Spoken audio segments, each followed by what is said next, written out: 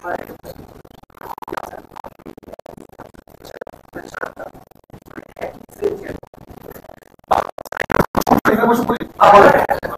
একটু শুকানোর চেষ্টা করছি, ব্ল্যাক করলে আরেকটু শুকনো লাগে।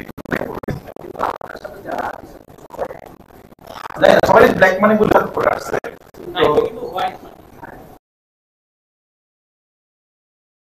সেই জন্য ভাবছে সবাই ব্ল্যাক করে আসবে, চিন্তা করছে যে আমি হোয়াইট করে আসি। আমি অনেক ভালো কথা শিখে গেছি, আমি দেখেছি ভালো ভালো কথা বলতে পারি না। ব্ল্যাক মানে ওটাতে হোয়াইট।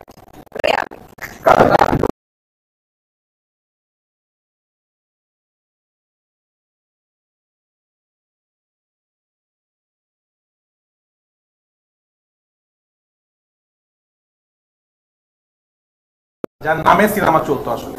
তো শহীদ ইসলাম খোকন আমরা জীবনে হতে পারবো না, আমাদের এত ভালো ভালো সিনেমা হয়তো বানাতে পারবো না।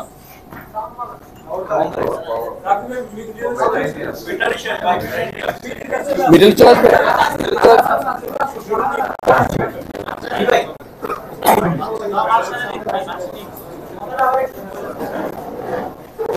রুবেল ভাইকে অনেক অনেক ধন্যবাদ। উনি আসলে যে কথা বলেছেন আসলে অনেক ভারী কথা বলেছেন, এটা আমার জন্য অনেক সম্মানের।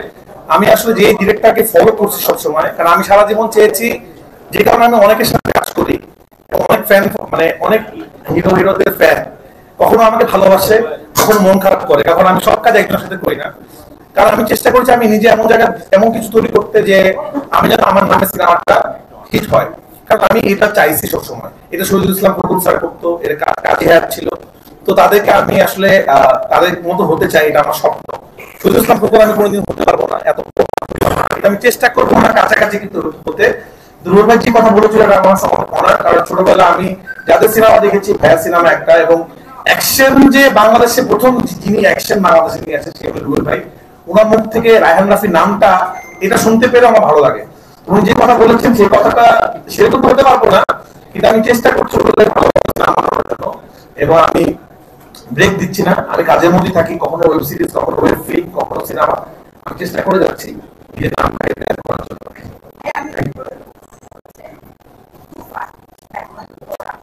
এই যে নামগুলো আপনার এর পিছনে চিন্তাটা কি? একটা কিছু বিগেস্ট একটা ইয়ে আসছে ব্ল্যাক মানি, এটাও কিন্তু একটা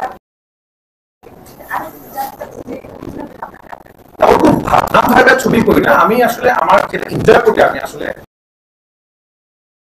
অনেক ভালো লিখতে পারি না, ফেসবুকে লেখা যেটা বলে, অথবা আমি পলিটিশিয়ান না, অনেক ভালো বক্তব্য দিতে পারি না, আমি সিনেমা বানাতে পারি।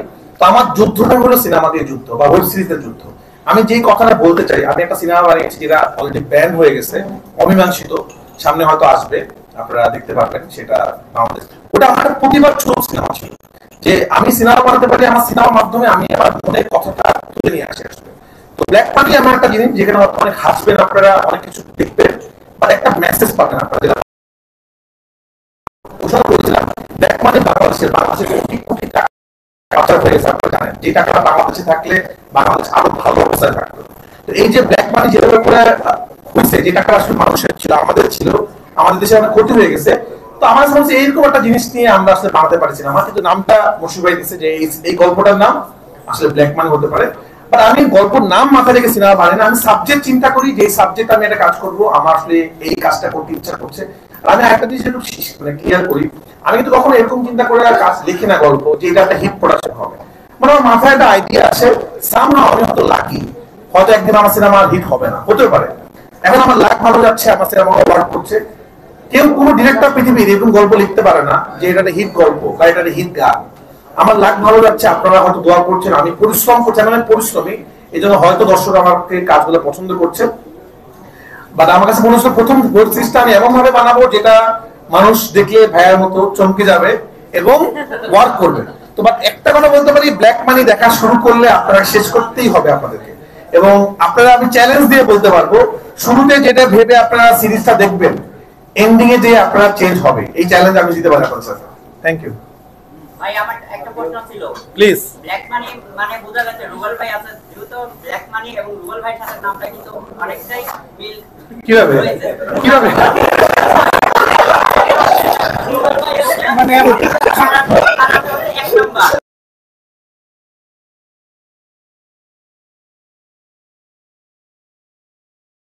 আমাকে আমার কাছে এক নাম্বার বর্তমান বাংলাদেশের মধ্যে কারাতে এক নাম্বার মাস্টার, ঠিক আছে? তো সেই হিসাবে ব্ল্যাক মানি আর কারাতে মানে বেসিক ব্ল্যাক বেল্ট ওইটা আসলে ইনফ্লুয়েন্স সেটার সাথে কম্পেয়ার করে আমি ব্ল্যাক বেল্টের সাথে ব্ল্যাক তুলনা হতে বেল্ট, পারবো। রাইট, আমরা ব্ল্যাক বেল্ট। কিন্তু সেটা যদি ওই কাপড় টাকার সাথে যদি আমাকে সামঞ্জস্য করে তাহলে কিন্তু সবাই ধরবে আমার যে গাদ্য মানে তোমাদের তো সব টাকা আছে so we are going to find it out সবাই মিলে ধরবে তখন আমার so it will be difficult for me thank you আর কোন প্রশ্ন আছে? আমার প্রশ্ন আপনার কাছে আচ্ছা তাদের পূজা বলতে সব প্রশ্ন আপনার কাছে কেন সব? এরপরে প্রশ্ন অন্যকে বারবার করবে। রাফি ভাই মানে এই প্রজেক্টে আসলে ফ্রিল্যান্সারকে কাজ করার পিছনে কোনো বিশেষ কারণ আছে কিনা? দ্বিতীয় হচ্ছে, আমরা যখন এই সংবাদ সম্মেলনটি করছি তার আগে আসলে আমরা মানে নিউজ পেলাম যে এই প্রজেক্টে আসলে তানভীর তিশার অভিনয় করার কথা ছিল।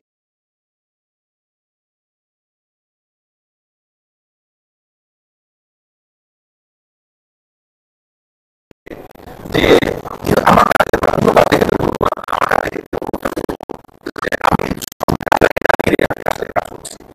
আপনারা অনুমান করে বিশ্বস্ত সূত্রে খবর দিবেন না, কারণ কি হয় খবর দিলেটা কি হয় ওখানে আপনাকে একটা নিউজ ছাড়েন, আমি তো তখন আসলে বলতে পারছি না যে উনি করছে না বা করছে, কারণ আমি তখন ওটা বললে আপনারা জিজ্ঞেস করবেন তাহলে কে করছে, ওটা আমি বলবো না। তো কি হয় আমার সিনেমাগুলোতে এরকম হয়, তুফান এরকম হয়েছে, সবাই জানতো যিশু সেন করতো কাজ করবে, কিন্তু ওনার সাথে আমার কিন্তু মিটিং এ আমরা বসি নাই। একটা ডিরেক্টর একটা সিনেমার আগে অনেকের সাথে বসে, একটা সিরিজের আগে বসে, একজনের সাথে কাজটা হয়, একজন চুক্তি হয়, কাজ হয়। তো আপনারা দেখেন ওই যে নিউজটা ভাইরাল হচ্ছে আমাদের পক্ষ থেকে কিন্তু আমরা কোনো স্টেটমেন্ট দিই নাই যখন থাকছে। আমি এই সিরিজের আগে অনেকের সাথে বসতেছি, শুধু এই সিরিজ নিয়ে না, আমার সামনে সিনেমা আসতেছে যার নাম বলেছেন হিসাব, উনি অনেক গুণী অভিনেত্রী এবং উনি এখনো সিনেমা করে নাই। আমি চাবো যে অবশ্যই আমার কোনো সিনেমাতে দিশা থাকুক, কারণ আমি দিশাকে লঞ্চ করি। তো অনেক প্ল্যান চলছে, অনেক কথা হচ্ছে, ব্যাটা বলে যার সাথে মিল তার সাথে আমরা কাজ করি। নিউজটা ফ্ল্যাশ হয়ে গেছিল কিভাবে জানি নেগেটিভ ভাবে, তো সেই জন্য হয়েছে।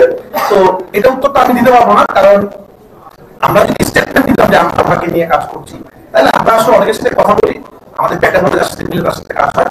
বা এই প্রজেক্টটা আমার কাছে মনে হয়েছে পূজা পারফেক্ট, পূজার জন্য বা তিশার সাথে আমার কাজ করার খুব ইচ্ছা। আমি আশা করি খুব তাড়াতাড়ি হয়তো তিশার সাথে আমার সিনেমা হবে ইনশাআল্লাহ। Thank you Tanim.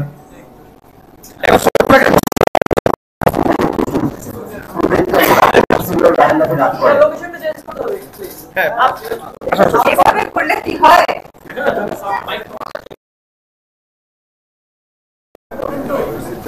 আমি একটা প্রজেক্ট মুশফিক